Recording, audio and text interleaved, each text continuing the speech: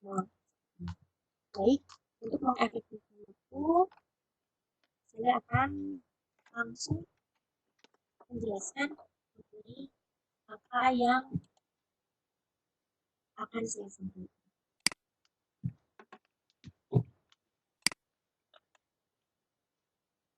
Itu pertama, ada muncul ininya layarnya, Pak. Udah. Ada Bu. Jangan tidak ini udah slide kedua atau masih di slide Masih di slide pertama. pertama? Ya. Slide show. Nah, ini slide ketiga, slide kedua. Itu bisa dikliknya. Itu bisa diklik. Oh, telat ya. Enggak.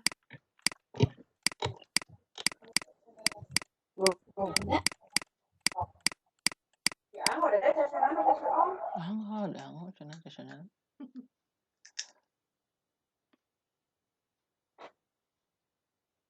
Udah ketemu. Ada. Bisa ya? Ada. Baik. Ya. Nah, tahukah Anda mengenai apakah ini? Mana? Belum ada. Nah, ini adalah beberapa produk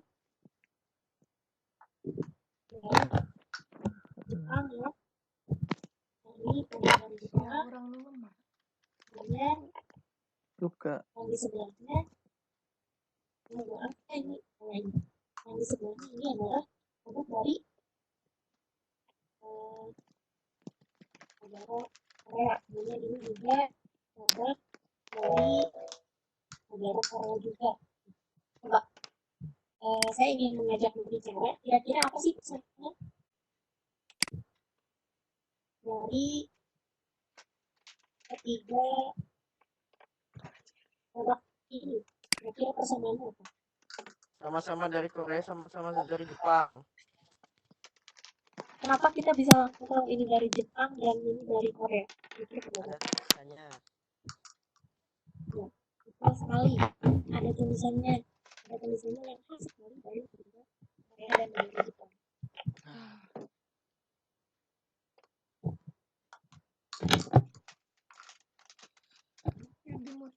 Mana ini? Mana yang ini sekarang? Yang di sebelah kanan ini. Baca. Nah, kalian bisa boleh dibuka mikrofonnya.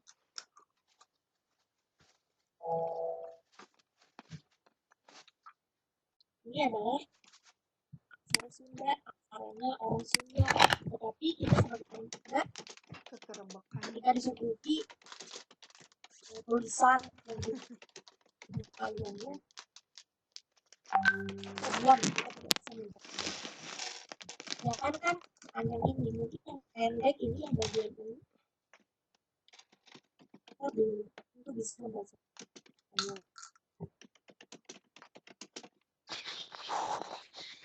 Bu Tira izin cek. Cek. Tadi di Pak katanya di Pak Egi suaranya kurang jelas sama share-nya telat muncul Bu Tira. Antisipasi saya pindah ke HP aja deh. Enggak. Biar ada bentar ya. Sok.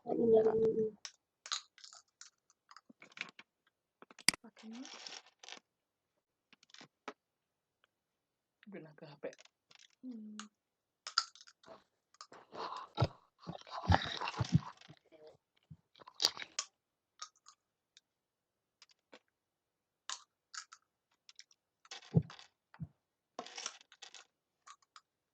Sambil menunjukkan sambil menunggu yang di HP langsung supaya suara saya terdengar jelas.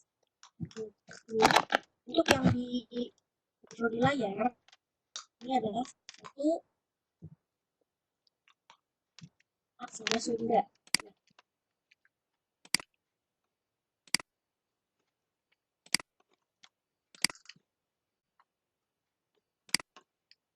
Baca tah. Proklamasi 1. Ketuhanan yang Maha Esa. Suara saya terdengar.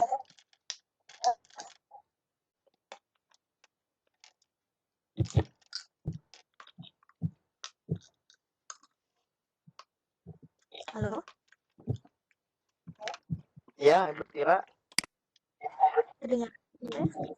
Ya, beneran. Ya, jelas. Jadi sekarang ini presentasinya dari saya ini dari HP gitu ya, nggak apa-apa. Oke. Non bacaannya tuh.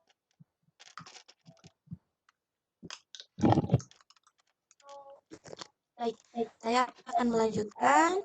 Awok, ada sebelum mereka dia.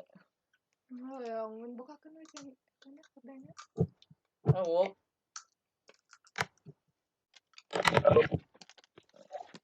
Reza bisa dimatikan Ulangan. mikrofon yang ininya.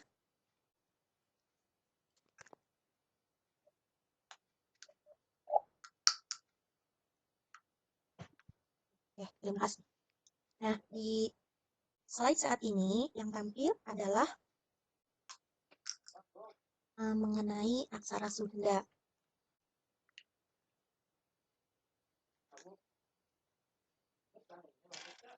Nah, yang tampil ini adalah cerita mengenai Prabu Besan Ulun. Kita tidak tahu menahu tentang cerita ini karena kita tidak bisa membaca huruf-huruf ini ya. Khususnya saya gitu. Saya kalau misalnya sekilas tidak bisa langsung membacanya. Nah, beralih ke ya Allah. Mohon maaf sekali gangguan laptopnya mati. Halo Pak Reza, Kak, mau dari HP? dari HP aja laptopnya mati. Oke. Dipindahkan ya. Diulangi atau gimana? Lanjutkan aja, Kak. Bisa share screen dari HP. Oke. Saya buka dulu yang dari HP.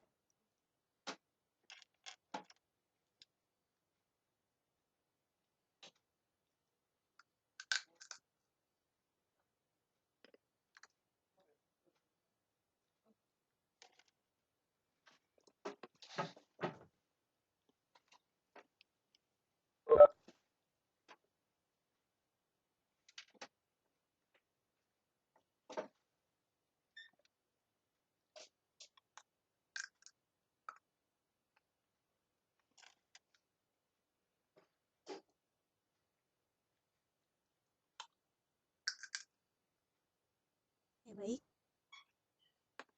Sudah ada share screen-nya. Oke, ada Betira. Tapi belum ada PPT-nya, belum ada gambar.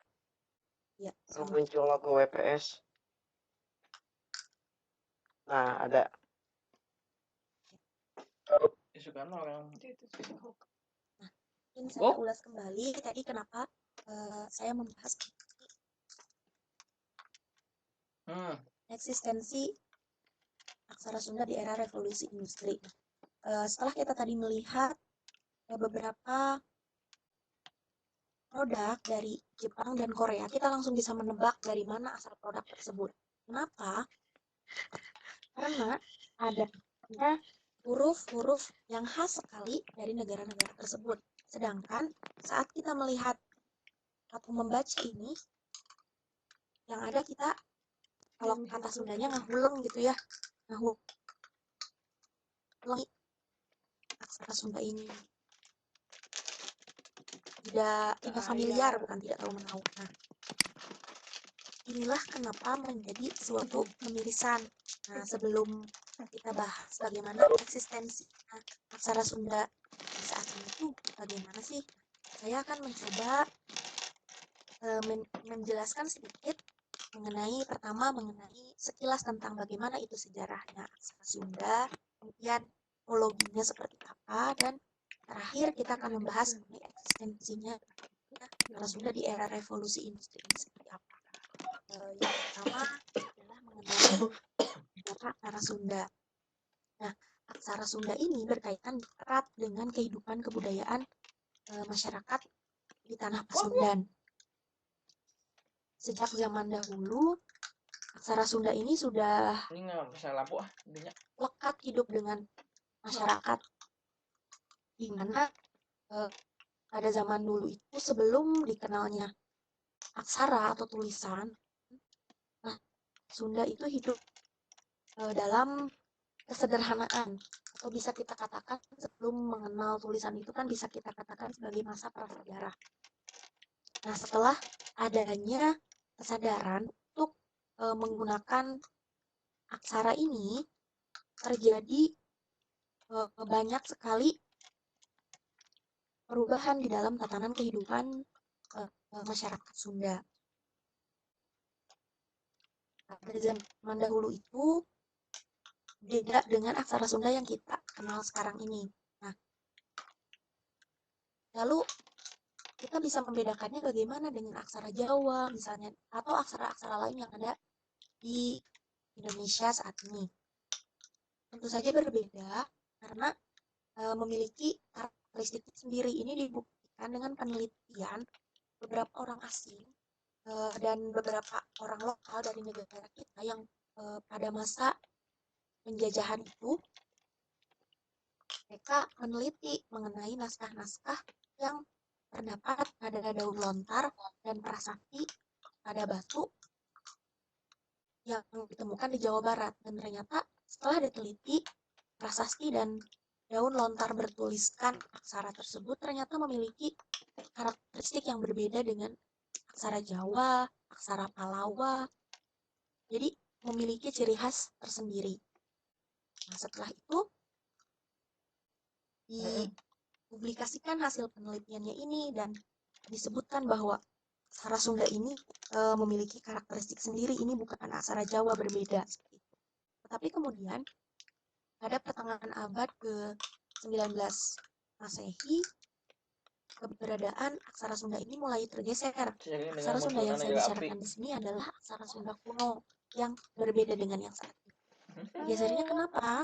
Karena adanya pembakuan aksara cacarakan Senang ada kita, Bu. yang dipengaruhi dari Jawa. Aksara Jawa itu kan agak mirip-mirip gitu ya dengan aksara Sunda Buhun itu. Nah, jadi ada pengaruh terhadap aksara Sunda sehingga aksara Sunda kuno yang asli itu mulai tergeser dan mulai dipengaruhi oleh aksara Sunda Jawa tersebut, jadi sudah tidak asli lagi. Nah, kemudian terus berkembang mengikuti perkembangan zaman.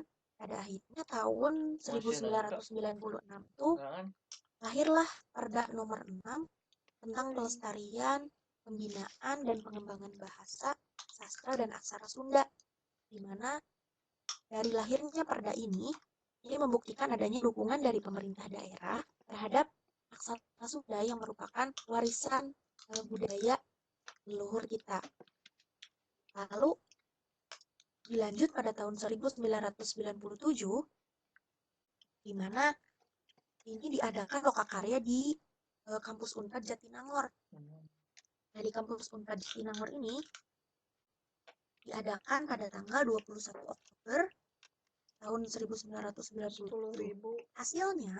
Hasil lokakarya ini akhirnya melahirkanlah aksara Sunda baku yang kita kenal saat ini, di mana aksara Sunda yang kita kenal saat ini sudah disebutkan tadi, sudah dipengaruhi oleh aksara dari Jawa, sehingga tidak sama lagi keasliannya dengan aksara Sunda kuno.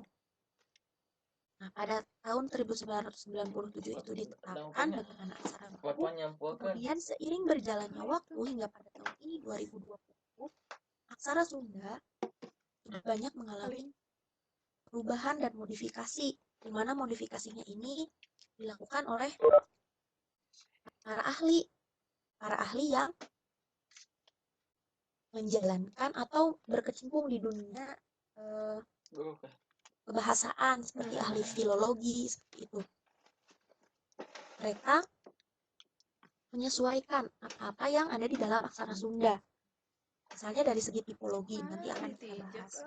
Nah, lalu bagaimana tipologi aksara Sunda itu?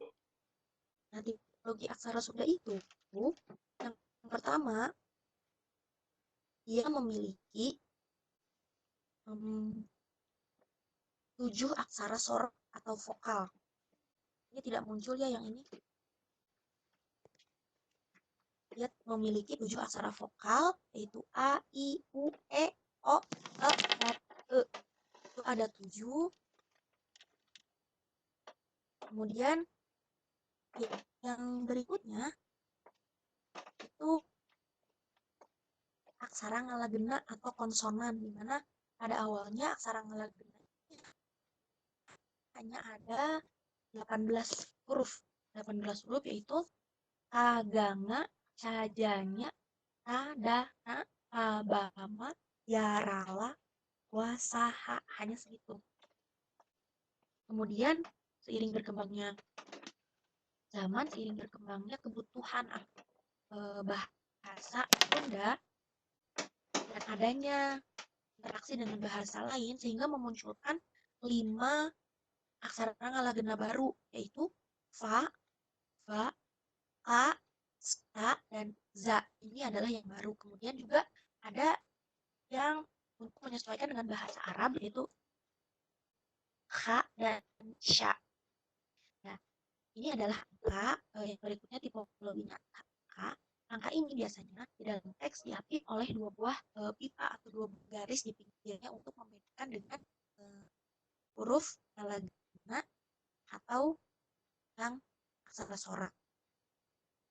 Selain itu, aksara Sunda juga memiliki tanda baca. Nah, tanda baca di sini ada yang diletakkan di atas aksaranya, ada yang, tanda bacanya sama dengan Latin. Kalau yang disimpan di atas, di bawah, dan sejajar itu disebut rarangken. Di mana rarangkennya ini dia memiliki 13 rarangken, 5 diletakkan di atas aksaranya, 3 diletakkan di bawahnya, dan 5 lagi diletakkan sejajar, baik di belakang maupun di depan si aksara tersebut. Kemudian, saya ini tidak akan membahas terlalu banyak mengenai bagaimana tipologi aksara Sunda. Nah, saya berharap dengan saya menjelaskan sedikit, karena saya juga masih belajar, kita semua sama-sama merasa penasaran mengenai kumaha eta teh gitu. Jadi kita ada kemauan untuk belajar. Kalau misalnya ada yang salah, boleh silakan dikoreksi mengenai tipologi tadi. Yang ingin saya bahas dan inti dari pembahasan pada malam ini adalah mengenai eksistensi aksara Sunda di era revolusi industri 1. Ini pendapat saya, sekali lagi ini pendapat saya. Menurut saya eksistensi aksara Sunda ini seperti ada dan tiada. Ada ya, dikatakan ada, memang ada. Ada di dalam budaya, memang bahasa menjadi bagian dari budaya yang di dalam bahasa itu ada aksara tentu saja. Tiadanya ya tidak dipakai dalam kehidupan sehari-hari, sehingga kalaupun ada kayak goib gitu ya. Jadi tidak banyak orang yang mempelajari, ya hanya kalangan mahasiswa sastra Sunda, terus guru-guru bahasa Sunda, dan sedikit yang mempelajarinya. Termasuk saya pun adalah orang yang baru tertarik gitu. Jadi baru tertarik untuk mempelajari ini ketika diajarkan di sekolah menengah kejuruan. Ketika itu saya ada pembelajaran, ternyata kita sebagai orang Sunda ternyata memiliki suatu sistem penulisan yang berbeda daripada Latin. Kenapa dikatakan tiada? Karena semakin tergerus era, semakin kita dituntut untuk lebih menguasai bahasa asing, lebih menguasai bahasa dan tulisan huruf asing. Misalnya tadi bahasa Jepang, diajarkan kan SMA itu ada mata kuliahnya khusus, mata pelajaran, mohon maaf. Beberapa SMA ada beberapa yang mengadakan mata pelajaran bahasa Jepang. Sementara kalau Sunda kan aksara Sunda itu terbatas pembelajarannya yang saya tahu. Mohon dibetulkan kalau guru bahasa Sunda. Jadi tidak semua pembelajaran bahasa Sunda menggunakan aksara Sunda. Beberapa kan dan seringnya itu menggunakan huruf Latin. Jadi terhimpit di antara ada atau nggak ada sih sebetulnya aksara Sunda ini.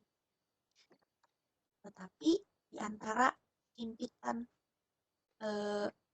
budaya dan kemajuan zaman tadi, kita masih patut bersyukur. Kenapa? Karena meskipun hanya segelintir orang yang masih dengan sangat bangga menggunakan aksara Sunda, tapi masih ada. Contohnya adalah ini. Ini adalah yang sebelah kiri. Ini adalah atau papan nama Dinas Pariwisata dan Kebudayaan. Ini di Bandung kalau tidak saya salah baca. Kemudian yang sebelah bawah itu juga di Bandung, salah satu jalan yang sangat terkenal, Jalan Braga. Di bawahnya itu ada tulisan memakai aksara Sunda, meskipun kecil tapi digunakan, ada penggunaannya di dalam kehidupan sehari-hari. Kemudian juga ini yang sebelah kanan, ini pemerintah Kabupaten Purwakarta, Dinas Peternakan dan Perikanan di Purwakarta juga menggunakan aksara Sunda, di samping juga menggunakan aksara Latin. Dan beberapa sekolah pun saya lihat ada yang menggunakan aksara Sunda di papan nama di depan sekolah tersebut. Suatu hal yang patut dibanggakan, patut ditiru, dan semoga lebih banyak lagi yang terinspirasi. Lalu hubungannya dengan era revolusi industri ini apa? Aksara Sunda ini. Nah, ternyata yang tadinya saya merasa kayaknya tidak ada deh, susah deh menyatukan antara revolusi industri ini yang serba cepat, serba instan, semuanya berbasis network, berbasis internet, dan ternyata aksara Sunda bisa masuk ke dalamnya. Salah satunya adalah dengan munculnya berbagai aplikasi aksara Sunda yang bisa kita gunakan di laptop atau HP. Itu sudah ada. Seperti konverternya kita mengetik, misalnya mengetik hese, maka bisa langsung di-convert. Ada aplikasinya. Nah, kebetulan karena HP saya kurang kompatibel, jadi tidak bisa terbaca aplikasi ini. Huruf-hurufnya, jadi kita mengetik itu kosong, tidak terbaca. Berbeda kalau misalnya HP-nya sudah kompatibel, itu bisa langsung terkonvert si tulisannya menjadi aksara Sunda. Dan ternyata, wah keren. Ternyata ini buatan anak bangsa, buatan kalau tidak salah ini yang paling pojok kiri ini buatannya Coba dua aplikasi itu.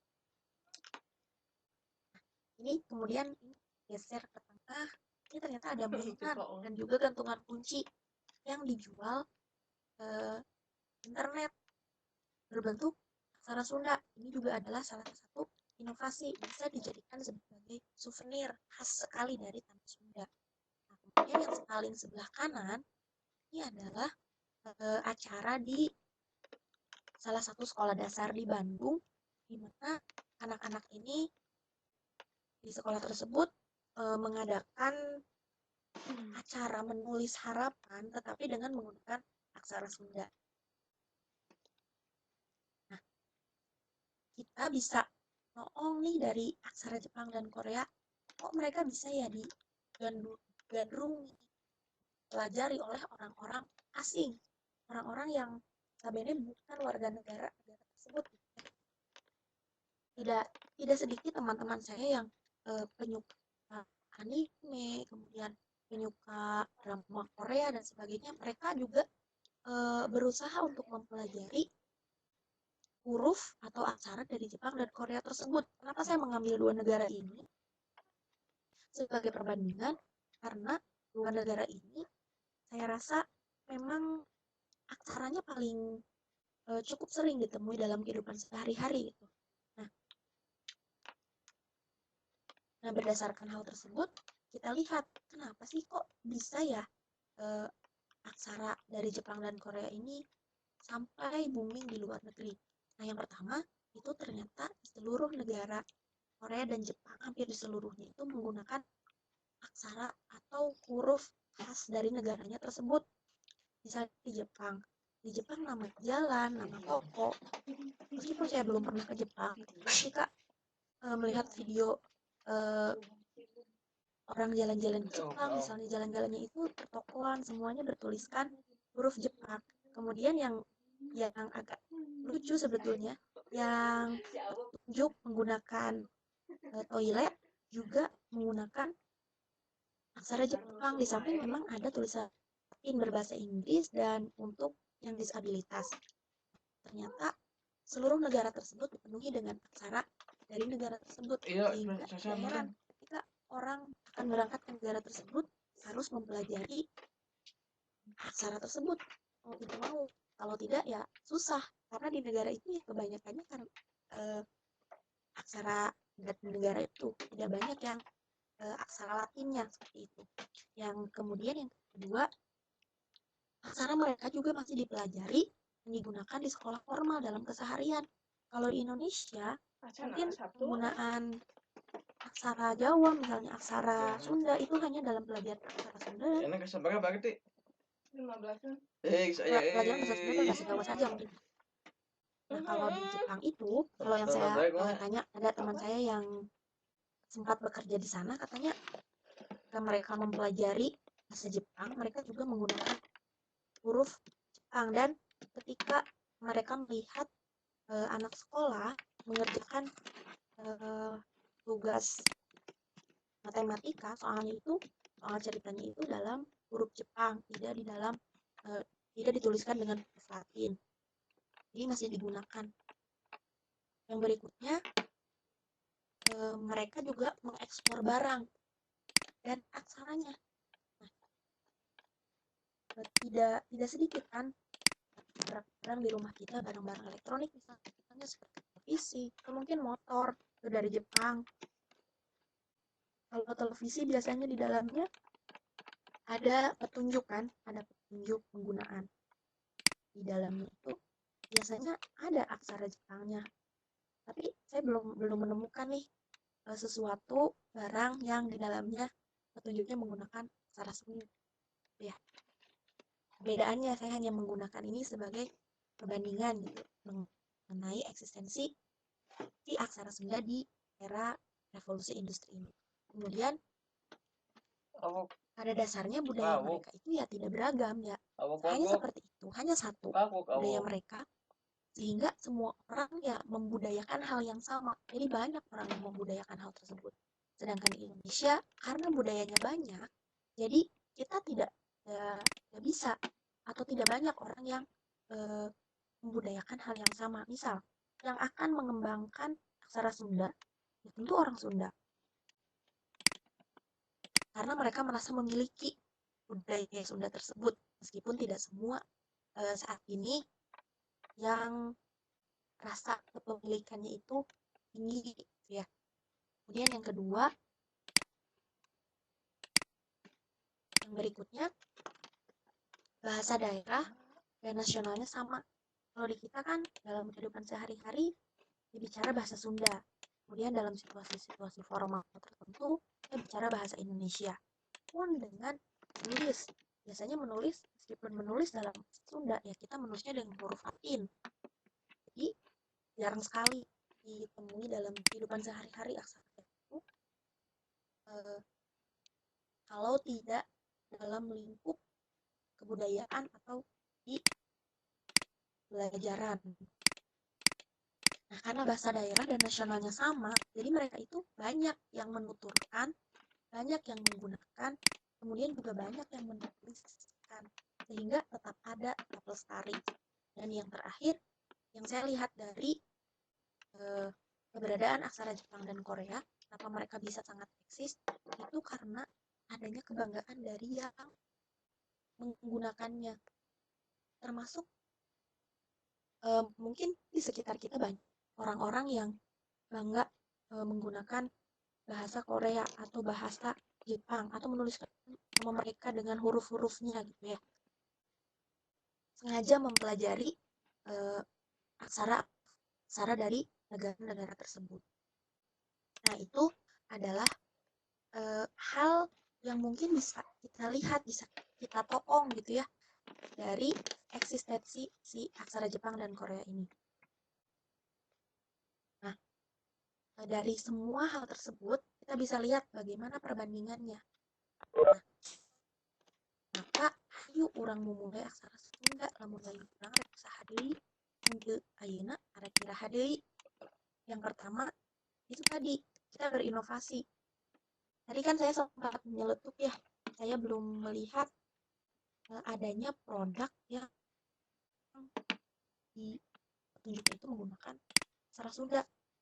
Nah, mungkin untuk yang dagang misalnya bisa tuh menggunakan merek dengan aksara Sunda kan unik juga. Terus bangga. Nah, bangga. Kadang kita lebih bangga menggunakan atau kita mahir menggunakan aksara-aksara dari luaran sana, termasuk tadi 2 negara besar seperti Jepang dan Korea tadi. Kemudian yang terakhir yang harus kita lakukan untuk membudayakan kembali aksara Sunda adalah mempelajarinya kembali dan menggunakan. Pertama kita bangga kalau misalnya kita tidak mempelajari dan menggunakannya. Termasuk saya pun demikian. Saya bangga memiliki aksara Sunda, tapi ya begitu kadang saya tidak sengaja meluangkan waktu untuk mempelajari aksara Sunda tersebut. Jadi mempelajarinya hanya ketika saya lagi pengen atau mempelajarinya ketika ada waktu luang nih. Ya, jadi tidak selalu digunakan. Jadi sudah ingat lupa lagi karena tidak digunakan. Itu mungkin jadi eksistensinya si aksara Sunda ini kalau menurut saya ada, tetapi kurang terlihat seperti itu di era revolusi industri ini. Masih banyak hal yang perlu dikembangkan, masih banyak hal yang perlu gali dan diinovasi oleh kita untuk kembali aksara Sunda agar tetap eksis, agar tidak punah di dalam kehidupan di era revolusi industri 4.0. Mungkin itu saja yang bisa saya sampaikan. Kurang lebih mohon maaf. Terima kasih atas perhatiannya. Mangga saya kembalikan kepada Bapak Egi.